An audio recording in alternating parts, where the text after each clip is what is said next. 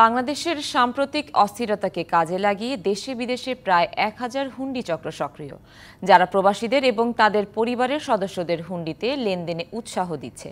অর্থ পাচারের তদন্তকারী একটি প্রতিষ্ঠানের কাছে রয়েছে এমন গোয়েন্দা তথ্য। আদিত্য আরাফাতের প্রতিবেদন। অষ্টম শতাব্দীতে চীন থেকে ভূমধ্যসাগর পর্যন্ত সিল্ক রুটে ব্যবসা বাণিজ্য পরিচালিত হতো। ডাকাতির ভয়ে সেই সময় নগদ অর্থ বহন করা নিরাপদ ছিল না। তখন থেকেই হুন্ডির প্রসার। বাংলাপিডিয়ার তথ্য বলছে 1800 শতকের শেষের দিকে বাংলায় আধুনিক ব্যাংকিং ব্যবস্থার উৎপত্তি হয়। 19 শতকের প্রথমার্ধে ভাটা পড়ে হুন্ডি ব্যবস্থার। হুন্ডি একসময় বৈধ হলেও এখন বাংলাদেশ সহ বিভিন্ন দেশেই তা অবৈধ। বছর দুয়েক আগে সাবেক অর্থমন্ত্রী আহম মুস্তফা কামাল জাতীয় সংসদে জানিয়েছেন, দেশে প্রবাসী আয় ব্যাংকিং চ্যানেলে এসেছে 51% আর হুন্ডিতে 49%। গোয়েন্দা তথ্য রয়েছে, সাম্প্রতিক কোটা সংস্কার আন্দোলনকে ঘিরে দেশে বিদেশে মাঠে নেমেছে প্রায় 1000 হুন্ডি চক্র, যারা প্রবাসী ও দেশে তাদের স্বজনদের হুন্ডির মাধ্যমে লেনদেনে উৎসাহ দিচ্ছেন। অস্থিরতাকে কাজে লাগিয়ে প্রবাসীদের মাঝেও ক্ষোভ তৈরি করা হচ্ছে। হুন্ডি চক্রকে প্রমাণসহ আইনের আওতায় আনতে কাজ করছে অর্থ পাচারের তদন্তকারী একাধিক প্রতিষ্ঠান। অর্থনীতিবিদ আহসান এইচ মনসুর মনে করেন, পরিস্থিতি উত্তরণের জন্য প্রয়োজন স্থিতিশীল পরিবেশ।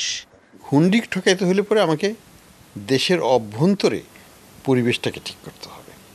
আমি যেটা মনে করি যে বর্তমানে যে রাজনৈতিক বিশৃঙ্খলা চলছে বা সময়টা পার করছি আমরা, অশান্ত পরিবেশ, সেটা হুন্ডির জন্য যথেষ্ট উর্বর সময়।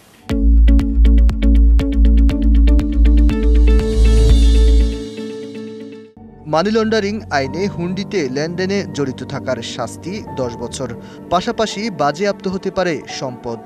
অল্টারনেটিভ চ্যানেল যেটা আছে, ইনফরমাল চ্যানেল, সেটা কিন্তু আইনত বৈধ না। ল এনফোর্সমেন্ট এজেন্সি তারা হয়তো খতিয়ে দেখতে পারে যে আসলে কিভাবে টাকাটা কার কাছে আসলো, কার মাধ্যমে পাঠালো, টাকাগুলো কার কাছে গেল। হুন্ডির মাধ্যমে আসা অর্থের উৎস বৈধ নয়, দুদকের কাছেও তা জ্ঞাত আয় বহির্ভূত সম্পদ, যার শাস্তি 10 বছরের জেল। হুন্ডির মাধ্যমে টাকার লেনদেন এটা সরকারি হিসাব মতো আসে না, এই টাকা বৈধ না। তাই আমরা সকলকেই সবসময় বলি আইন মেনে চলার জন্য। হুন্ডিতে দেশে অর্থ পাঠালে প্রবাসীদের কোনোই লাভ নেই, উল্টো ক্ষতি দেশের অর্থনীতির। বাড়তে পারে মূল্যস্ফীতি, যার নেতিবাচক প্রভাব পড়তে পারে দেশে থাকা প্রবাসীদের স্বজনদের উপরও। তাই হুন্ডি লেনদেনের মতো অপরাধে না জড়িয়ে নিজের এবং পরিবারের সদস্যদের আইনি ঝামেলা এড়ানোর পরামর্শ বিশেষজ্ঞদের। Aditya Arafat, DBC news, Dhaka.